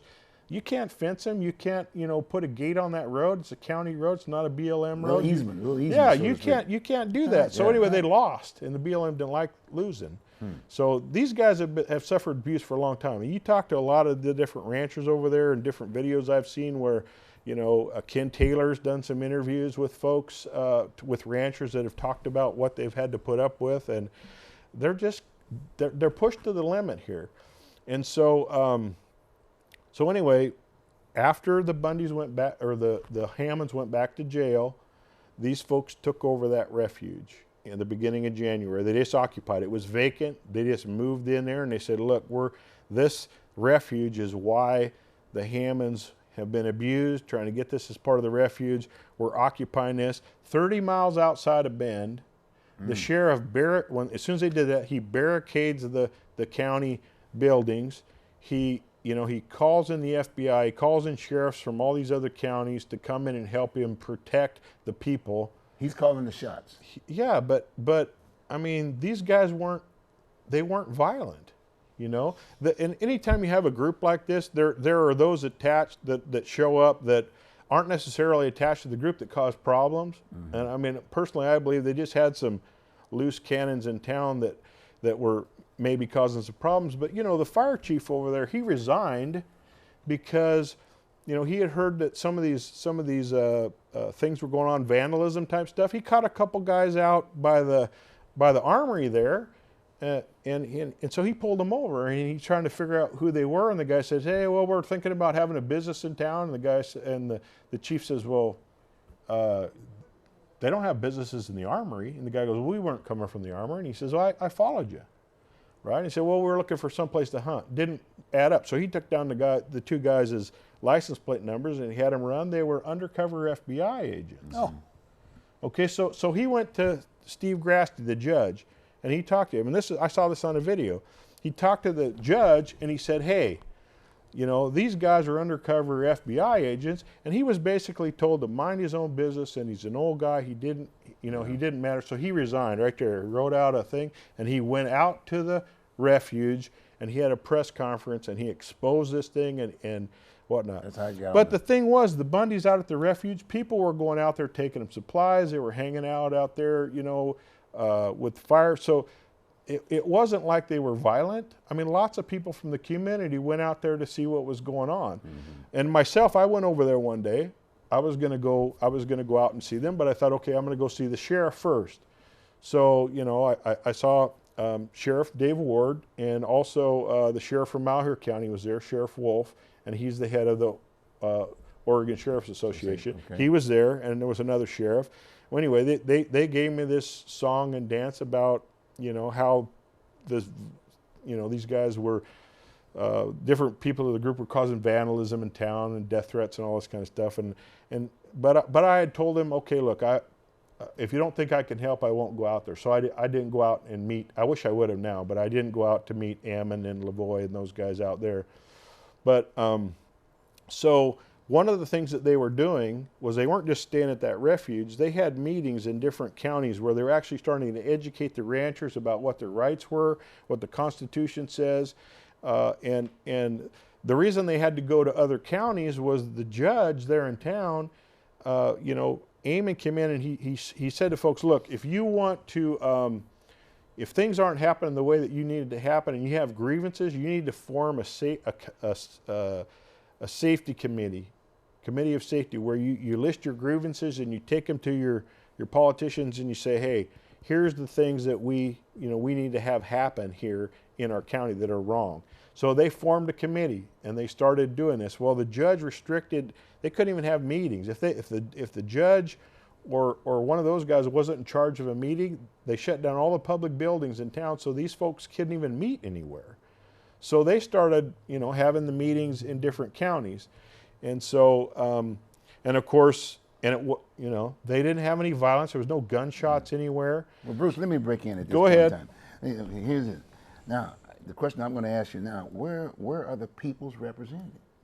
What happened to the governor? Did the governor get involved in the She process? says she when wants it got cleared involved? up as quickly Yeah, as possible. Yeah, and and then so- secondly, the last time the thing I saw, and I naturally look at some of the stuff back in D.C. At the big house, if you will. Right. And I saw Congressman Greg Walden. He was making his speech, Right. and then there was Congressman Earl Blumenauer from this particular county. Right. And the question I'm asking, what's he doing over here? He's not a rancher. He Right. doesn't even represent that Right. area over there. Right. I know DeFazio was up in that area, right? Right. In fact, I was going to ask you, where's DeFazio? So where are the leadership that we elect? They should be sitting right here in your spot talking about this stuff. Exactly. And here you are. You spent all this time and effort. Now you have to run for governor just to make sure you get this issue on the table. And I'm glad you are, because otherwise we wouldn't have had you here. Well, and I wouldn't know what's going on. and I believe What's up? they could have resolved this peacefully Why didn't they? if the governor had not got involved and pushed the FBI to doing something and writing a letter to the president basically saying you need to do something. Yeah, they and kept really, when it saying comes that. down to it, they said they were spending X amount of I don't know. They Yeah, said yeah, so yeah, they were yeah. spending a lot of money. Well, you know what? That was the choice of law enforcement over there to spend that kind of money, and basically all it did was scare the daylights out of the population when there wasn't really, it wasn't necessary, And so they brought in the FBI, they brought the feds, the federal government into their county to actually take over jurisdiction, whereas the county sheriff is the one that should have took control of that whole situation, and he could have resolved that peacefully. But he kept passing the buck off. Says, "Hey, it's a federal But again, property." where's the governor?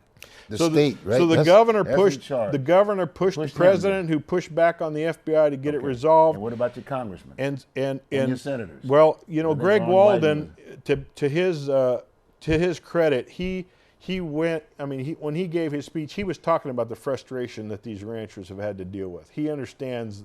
He knows the Hammonds. He understands the frustration. I don't believe he thinks that these folks ought to be in jail either. They should be. But was out. he there at the site talking to these? I never saw him on the tube. Well, I didn't see him on TV. at one I of- saw him up in Congress, Right, But I didn't right. see him doing the Yeah, thing. and I don't. And Did that, he do that? I don't have an answer to that. I don't know. I don't know about what Earl kind of. Blumenauer? Did Earl Blumenauer show up there? No, on the site? the only comment that I heard that I thought was pretty interesting was when Ron Wyden said, he basically indicated that these people were viruses, and we got to stop the spread of the virus. What? And so here's where we are.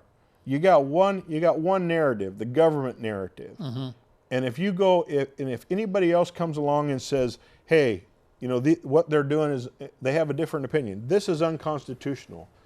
And so you start talking to people about, the BLM shouldn't own this land, this is unconstitutional. All of a sudden, that's not the government narrative.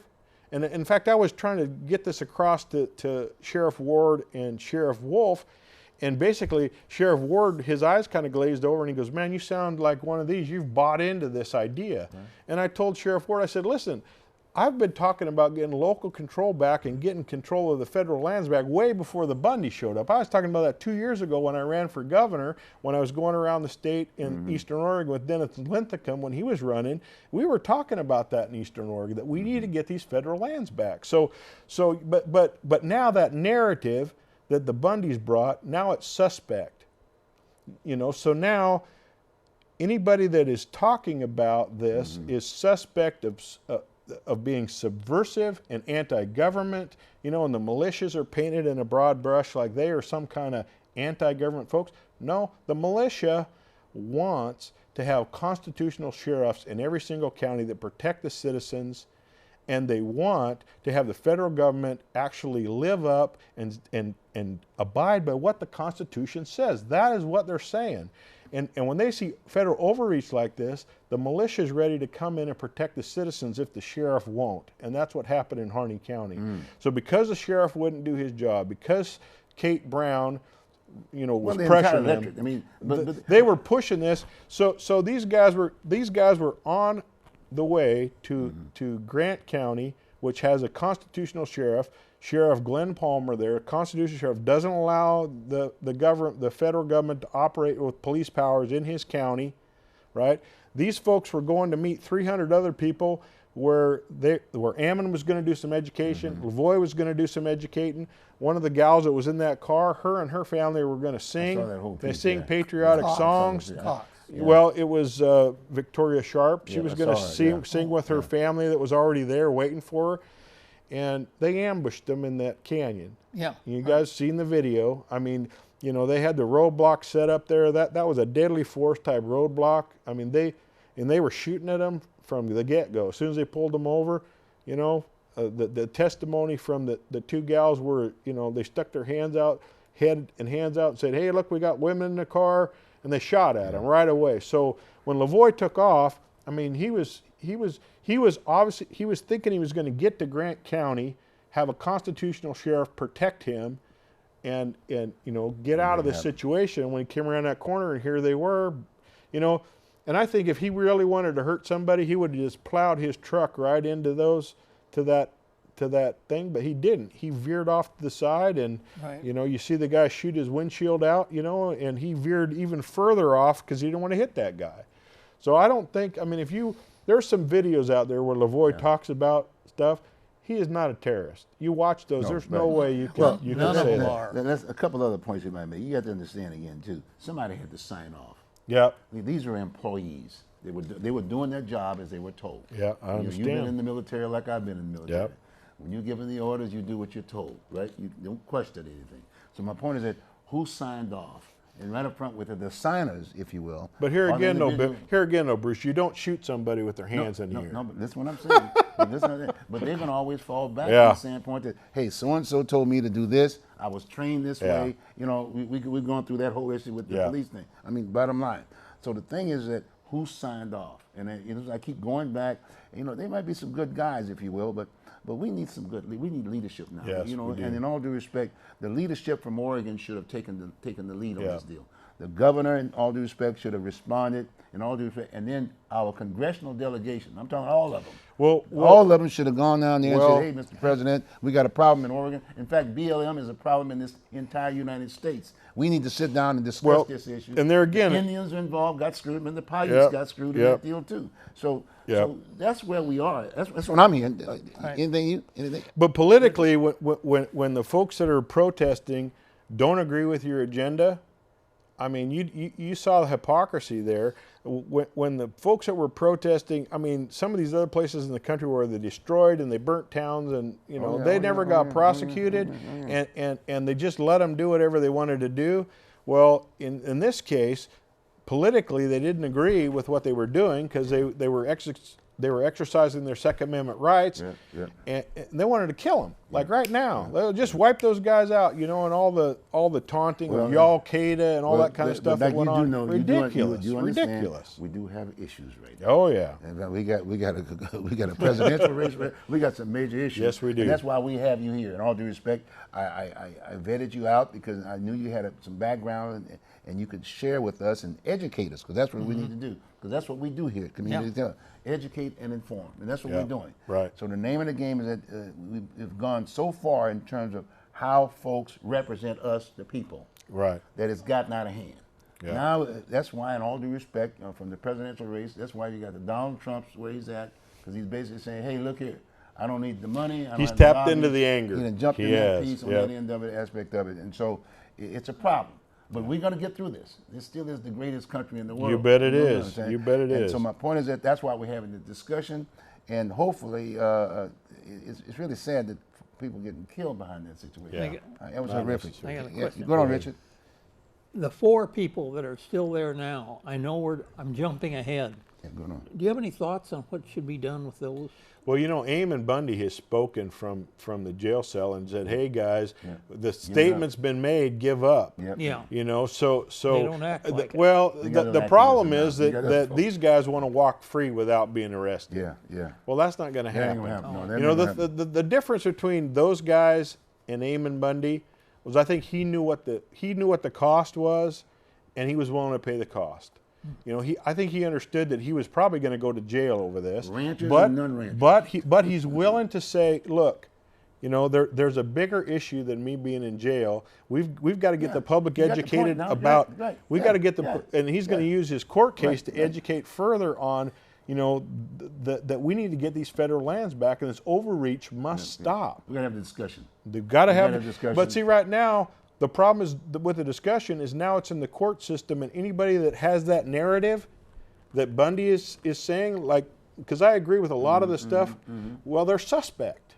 Well, you're not suspect. Well, I know, but I know, but what I'm saying, He's not a well, you suspect. Okay, listen. Well, Here's what I'm talking about, though, we Bruce. just want to know what's going on. Here's what I'm talking paying about. the bill. The sheriff in the other county, he's a constitutional sheriff, Okay. right? He belongs to Constitutional Sheriff's National Organization. Oh. Glenn Palmer, because he made statements that said basically, hey, if they want to solve this, they could start by releasing the Hammonds, right? And, Oh, I and that see. he actually met with these guys, and they walked in and out of his county, and you know, so and because he opinion wise yeah, he believes think he's he's a- being he's a investigated now Yeah, because he's suspect. Yeah, See, that's wrong. This is America. You know, we bring things to the table. We don't start crucifying the other guy because he has a different opinion than us. And we've gotten to that point. You know, there's other things that are going on. You know, Look, we're all we're all frustrated, but the fact Oh, of yeah. the matter is we're going to get We through gotta this be able here. to talk. We got to get Yeah. through it. Now, you're going to be running for governor. And I am wanna make running sure for that governor. the people know Yes. in Oregon that you're running for governor and you want what's right. Yeah. And that's why I said I vetted you, and we talked about this is a major piece right here. Yes, it is. And it involves everybody, all does. elected officials for that matter. You got Yep, me? yep. And the people are frustrated. Yeah. We're tired of it.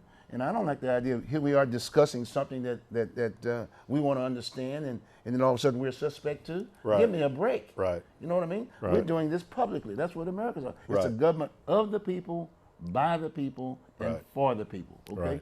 And so we just have to discuss this issue. Now, so as Richard was saying, where do we go from here? What do you think? Where should we go from here? I mean, we've talked. Well, I mean, I think should we go? I think you know, hopefully they're going to end this thing peaceably over there without anybody else getting killed. Yeah. Okay, that's one. You know, okay. That's good. Okay. But I think one of the places that we need to start is we need to allow these guys that are currently held without bail. They're not flight risks. I don't even think they even have passports. You know, they're not going anywhere. I mean, they were not violent.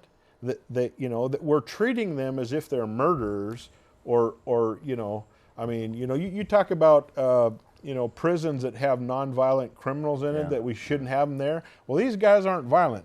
Somebody exercising their Second Amendment rights to carry a weapon, that's not violent. You know, I mean, that's a right that we have. But so you know, first thing to do let's let these guys get out of jail. Let's let them get back to their families, you know, and go through this trial and have this discussion and allow them to where they can actually, you know. So you're saying that if elected governor, that would be the word that would be the word you'd get out, if you will, Yeah. to those elected officials and the president of these United States. Say, hey, look, this is our position here in Oregon. Yeah. Right?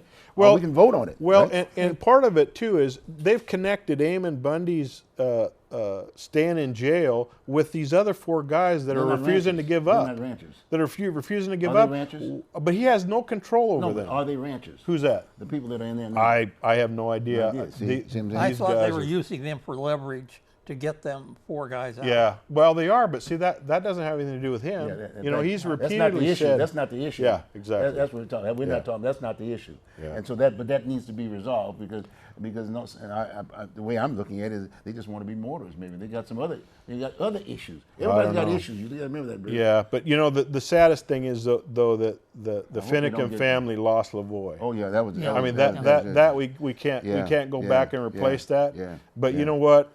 I mean, we have to make sure that doesn't happen again. I agree. Because he was a good man, and he did not bring that on himself. And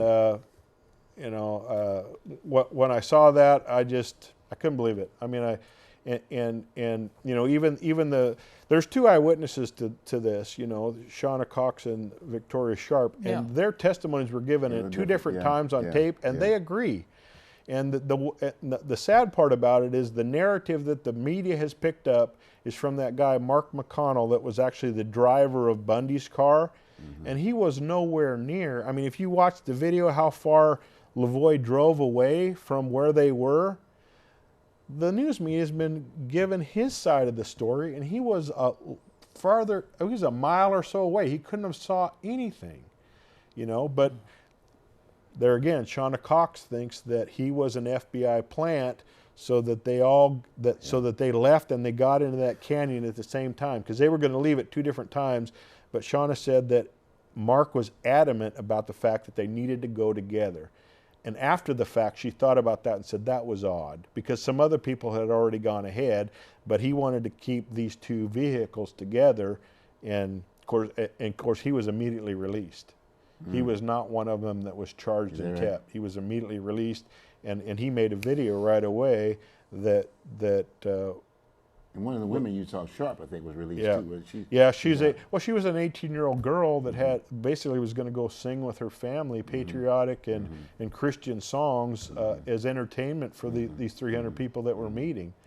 Because part of the thing, these meetings, these are patriots, in my opinion, because they start these meetings with the Pledge of Allegiance to the flag and a prayer and some great music, and then they go into talking about the Constitution and what it says and what rights you have. Bruce, now you do understand nowadays. That's patriots. Yes. But you got to understand nowadays we don't do that as much as we used to. Well, I know. We don't do that now. It's Because it's not politically correct anymore. Well, bottom line is that, I mean, that was the glue, if you will. That was the glue that put us all together. I mean, right. we represent many flags because we're all immigrants in many ways. Well, and it's amazing, right after 9/11, what happened? We were singing God Bless America on the Capitol step. The churches were full and all the patriot thing going on. And then how quickly did that go away? Well, you know why, don't you? Because the bomb could be coming on me. Well, yeah. Is that a petition? Yeah, yes, it is. He's trying to.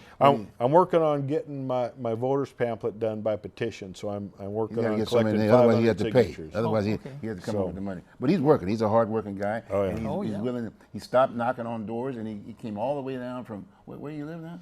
I live in Mahama, about 25 miles east of Salem. You drove all the way down here. I work out of the Salem market real estate. Well, in all due respect, I really appreciate the fact that you've come down here with us to talk about these issues, because this is a major issue. Yes, it is. And it's a very important issue. And I would hope that, in all due respect, that maybe the presidential elections get involved in this piece, because this would really put it to the table and have that major discussion. Right. Because you got media in one aspect of it, and they're doing whatever they're supposed to do. And the problem with a lot of the presidential candidates, they're from states that and they got issues too. well, they're from states that the federal government doesn't own over half of the state.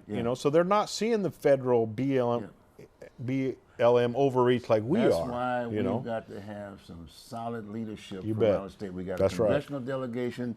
I mean, I remember Ron Wyden when he was sitting right next to you, right there, when he was a state representative. Okay, I interviewed him. You mean back when he actually lived in Oregon instead of New York? That's right. But he still, as far as I'm concerned, they're all good guys. Yeah. We got to kind of prioritize it back. Yeah. That issue with BLM was a big issue. Yes, it is. And so we got to bring all this stable to the table. Even the Paiutes, the Indians, were ripped off big time. Right there. So that needs to be brought to the table in a civil way. You got my point? Yes. But we got all these other issues that are around that people are looking for some vehicle so that they can take their issue to the front of the line, right? Right. You understand what I'm saying? But this is a sad note.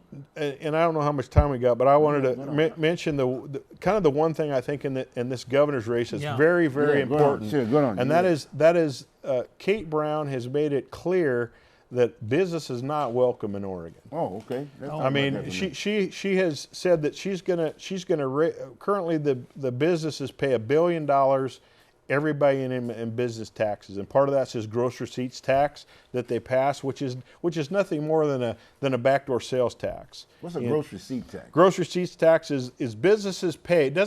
doesn't talk about profit, doesn't have anything to do with profit. It has to do with their total gross receipts that they actually sell. They've got to pay a tax, a percentage, based solely on the gross receipts that that business sells. So Like a rent, sort of like their rent. well, to you come know, here, so to speak. yeah, but it doesn't. But you know, I mean, just throwing it out. so to be able to collect that tax, Okay. they have to raise their prices Right. to consumers like you and me Yeah. to cover that tax because they know it's going to be a certain percentage, and so they got to whatever they're selling, they got to just like a sales tax, they got to have that amount tacked on.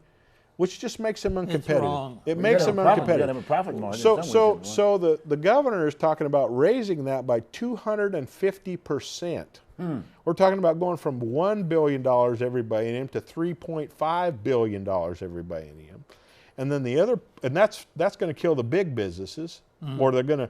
So here's what I see. They're just by talking about that, Oregon doing that. Any businesses that were thinking about coming to Oregon, they're not. And any businesses that are currently here, they are planning their exit strategy right now. So they're killing us.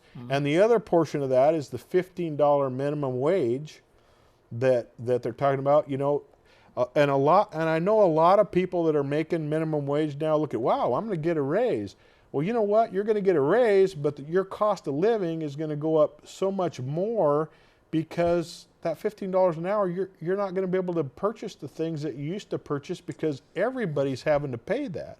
So it's going to unproportionately cost the workers that are making the $15 an hour raise, and I'll bet you there's quite a few of those that are going to lose their jobs because a business can only afford to hire so much in labor costs, right. and so they're going to cut some people. So it's going to cost jobs.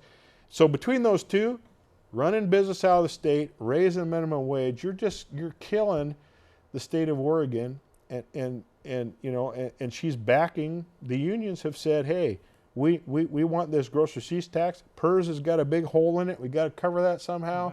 Let's raise the tax. So Oh, okay. Wow. We are there. Okay. Just one more summing up. Go on, buddy. go ahead. His name and running for. Yes, right. Go over that. Okay. And I we want to got- thank the crew very much for Very, helping. very much so. Okay, well, fine. And we've got Bruce Cuff here, candidate for Oregon governor, and he's given us an outlook on this whole issue with Harney County and that piece. And I think it's really Yeah. good. The BLM and whatever. We did an excellent job. We really, That's really right. Thank you. appreciate this. And hopefully, you, the viewing audience, you have a better understanding of what's going on in that particular area on that particular subject. It's huge for the state of Oregon and our livability, right? Right. Again, thank you very much, Richard, for giving me the opportunity to do this. Okay. And thank Portland Community Media. Right, That's right. who- We're really in their place. Appreciate Yeah. that. Appreciate that. Thank you, guys. But I think we're just about there.